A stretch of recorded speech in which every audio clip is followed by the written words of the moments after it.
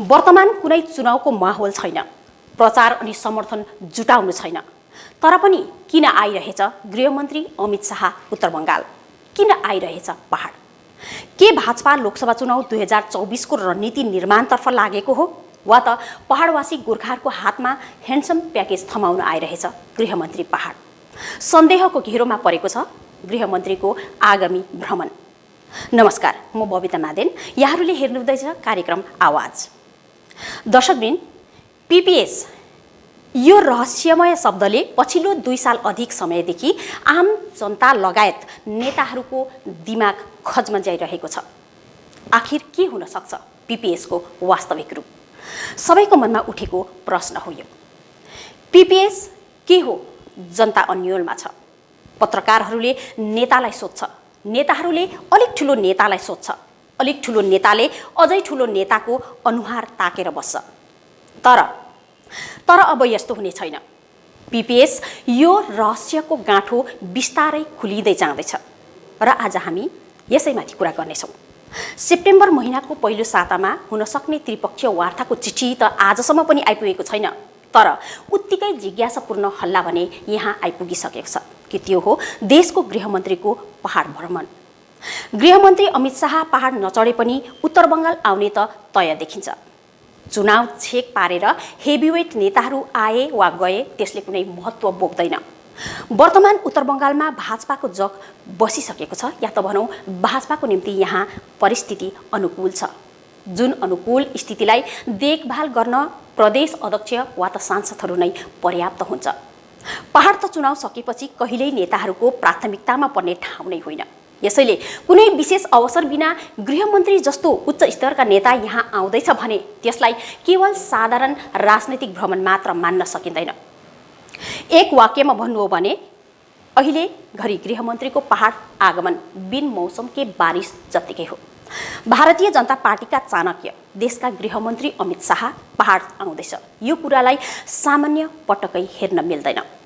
ध्यानपूर्वक हेर्यौँ भने थाहा लाग्छ पछिल्लो केही महिना यता केही यस्ता कुराहरू भइरहेको छ जो असामान्य हुँदाहुँदै पनि सामान्य बनेर जनताबीच पुगिरहेछ। भाजपा आफैमा एउटा अनुशासित पार्टी हो जसले आफ्नो प्रत्येक गतिविधिहरूलाई जोखेर तौलेर मात्र जनतामा पुर्याउने गर्दछ। प्रत्येक क्रियाकलाप नै पार्टीको नीति र नियमभित्र बसेर गरिन्छ। कुनै पनि ठूलो निर्णय, बयान अथवा घोषणा पार्टीको एक क्याटेगोरीको नेताहरूले मात्र गर्न सक्छन्। यो अधिकार पार्टीका दोस्रो श्रेणीका नेताहरूसँग शून्यको बराबरमा छ भन्दा गलत हुने छैन।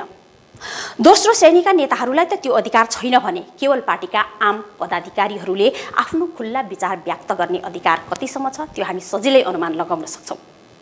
आफ्नो स्वेच्छाले अलिकति पनि पार्टीको जानकारीदेखि बाहिर गएर बयान दिए उमाथि पार्टीद्वारा अनुशासनात्मक कारबाही गर्न किञ्चित ढिलो गरिँदैन, जुन कुरा हामीले पछिल्लो दिनहरूमा देख्दै आइरहेका छौँ। अब यहाँ सुरुबाट विषयको क्रोनोलोजीलाई हामी बुझ्ने तथा मनन गर्ने कोसिस गरौँ। उत्तर बंगाल राज्य, यसको जरुरत र आवश्यकतालाई न पहिला कहिल्यै गम्भीरतापूर्वक सोचिएको थियो, न कुनै ठूलो राजनैतिक दलहरूले नै मुद्दा बनाएर उत्तर बंगाल राज्यका माग गरेका थिए, न यो बारे राष्ट्रिय स्तरमै कुनै चर्चा परिचर्चा नै भएको थियो। तर पनि किन अचानक उठ्यो उत्तर बंगाल राज्यको माग? अनि उठायो कसले? उठायो भाजपाका ती सांसदले जसले अहिलेसम्म आफ्नै घरेलु स्तरमा पनि कुनै धमाकेदार योजना वा घोषणा गरेको जनतालाई थाहा छैन। सांसद बार्लाको पछिल्ला रेकर्डहरूलाई हेर्नु हो भने शङ्का उब्जनै सक्छ कि उत्तर बंगाल राज्यको उठान सांसद बार्ला आफैले उठाएका हुन् वा उठाउन लगाइएको हो। सन्दर्भको क्रमिकतालाई बुझौँ, त्यसपछि भाजपा आइटी सेलले उत्तर बंगालका प्रसङ्गलाई जोरदार रूपमा उठायो अनि उठाइरहेको छ।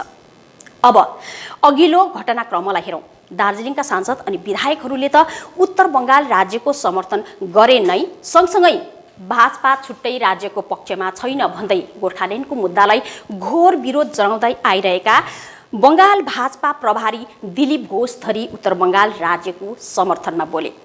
भलैपछि गएर दिलीप घोषले आफ्नो भाका फेरे, तर पहिला रेकर्ड भइसकेको उनको बयानले उनको विचारलाई छर्लङ्गै पारिसकेकै हो।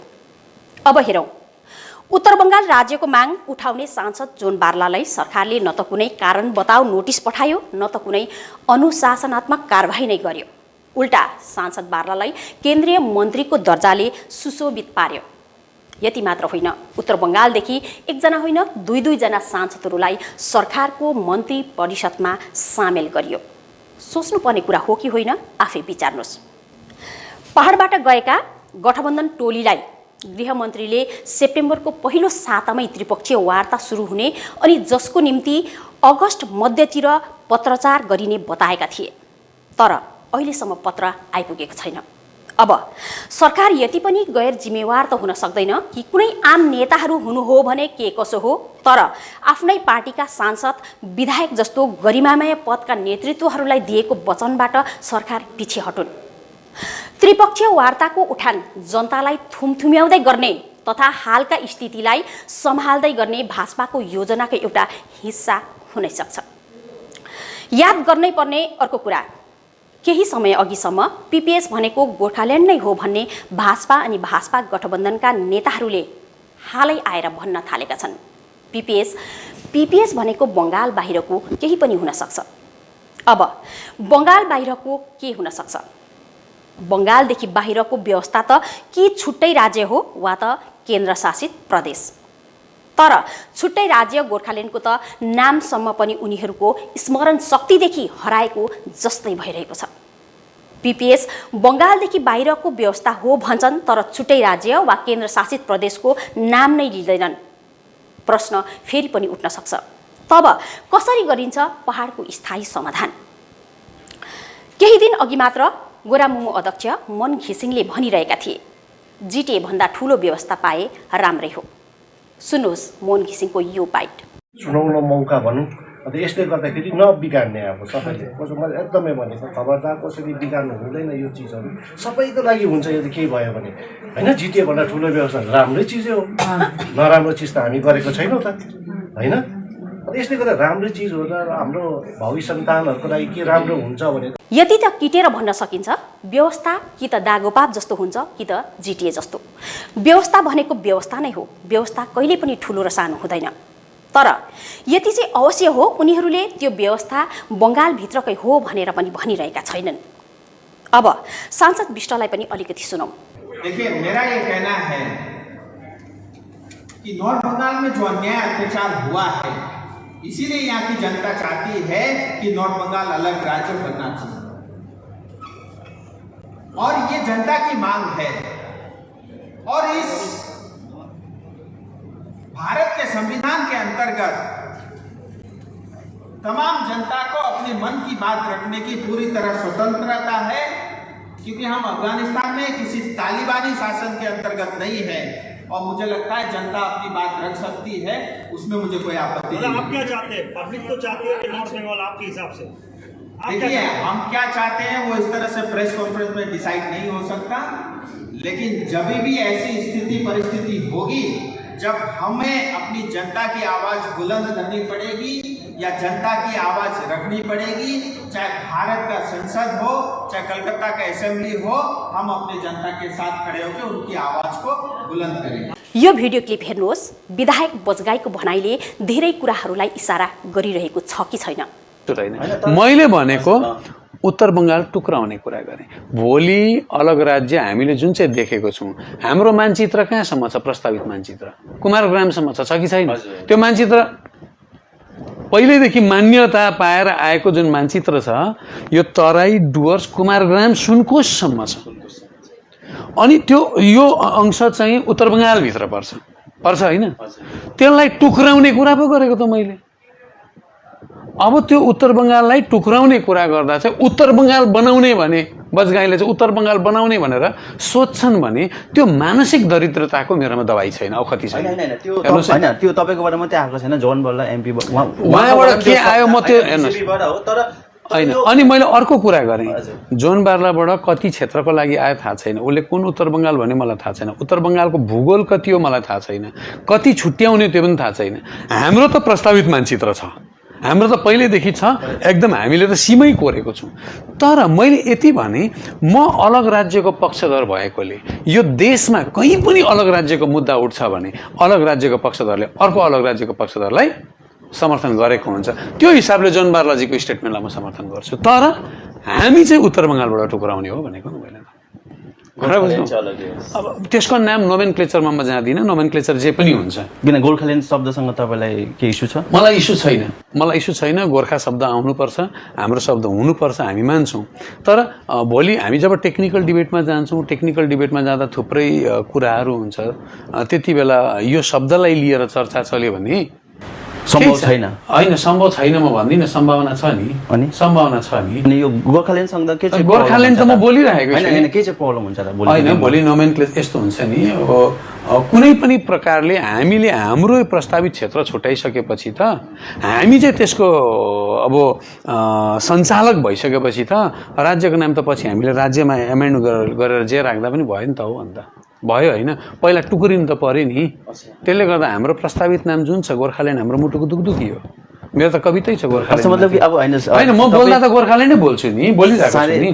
तर यो माथि डिबेट भयो भने पनि यदि भूगोल छुट्याउँछ भने एनी नाममा पनि हामीले छुट्याउन त भोलि हामी त एमेन्डमेन्ट ल्याएर विधानसभामा एउटा बिल पारित गर्दा भइगयो नि हामीले, होइन?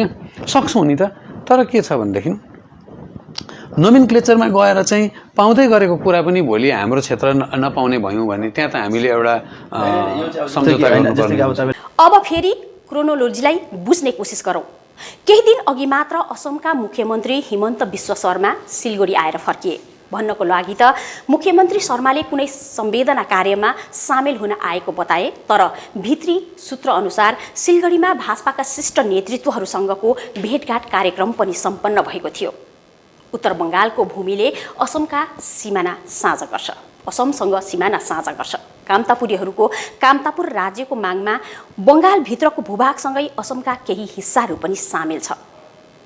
विगतका 2 चुनावका नतिजाहरूलाई मध्यनजरमा राखेर पनि यति कुरा त भाजपाले राम्ररी बुझिसकेको छ कि बङ्गालमाथि राज गर्नु सजिलो पटक्कै छैन।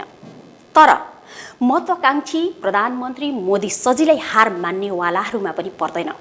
त्यसो भए भाजपाको बङ्गाल जित्ने योजना के हुन सक्छ? बङ्गालमा एउटा कुरा एकदमै प्रभावी छ। अङ्ग्रेजहरूले बङ्गालबाटै सुरु गरेका थिए डिभाइड एन्ड रुल। त्यही डिभाइड एन्ड रुललाई व्यवस्थाभित्र प्रयोगमा ल्याएर बङ्गाल सरकारले पहाड अनि गोर्खाहरूमाथि आज पर्यन्त सजिलै शासन गर्दै आइरहेको छ। अब भाजपाले पनि बङ्गाल जित्न डिभाइड एन्ड रुललाई नै प्रयोग गर्दैन भनेर पनि भन्न सकिँदैन। विगत केही समय अघिबाटै हुँदै आइरहेको सङ्केतहरूलाई हेर्यौँ भने बङ्गालदेखि अलग गरेर उत्तर बङ्गाल राज्य निर्माण भाजपाको योजनाभित्र देखिन्छ। बङ्गाल विभाजनले केन्द्र सरकारको धेरैवटा समस्याहरू आफै समाधान भएर जानेछ। तर उत्तर बङ्गाल राज्य निर्माणले मात्र पनि पहाड अनि गोर्खाहरूको स्थायी समाधान गर्न सम्भव नहुने पनि भाजपाको संज्ञानमा रहेकै हुन सक्छ। तब फेरि पनि यहाँ प्रश्न उठ्छ, कसरी गरिन्छ त पहाडको राजनैतिक समस्याको स्थायी समाधान? एउटा उदाहरण लिउँ। असममा बोडो समुदायले गरेको बोडोल्यान्ड आन्दोलन लामो समयदेखि केन्द्रको ठुलै टाउको दुखाइ थियो, जो बितेको वर्ष केन्द्र, राज्य अनि बोडोहरू बीच भएको त्रिपक्षीय सम्झौताद्वारा बोडोल्यान्ड टेरिटोरियल रिजनको गठनपछि साम्य बन्यो। केन्द्र सरकारले यसलाई बोडोल्यान्डको स्थायी समाधान भएको बताइसकेको छ। बोडोल्यान्ड टेरिटोरियल रिजन संविधानको 6औं अनुसूची अन्तर्गत एक स्वायत्तशासित क्षेत्र हो। बोडोल्यान्डको सन्दर्भलाई यहाँ किन जोडे, यहाँहरू सोचाइमा पर्नुभयो भने म बताउन चाहन्छु, यस्तै प्रक्रिया पहाडमा पनि लागू हुन सक्छ। उत्तर बङ्गाल राज्य गठन अनि उत्तर बङ्गाल राज्यभित्र 6औं अनुसूचीको आत्मा भएको स्वायत्तशासित प्रदेश। पहाडको राजनैतिक समस्याको स्थायी समाधान उत्तर बङ्गाल राज्यभित्र GTR अर्थात् गोर्खाल्यान्ड टेरिटोरियल रिजन।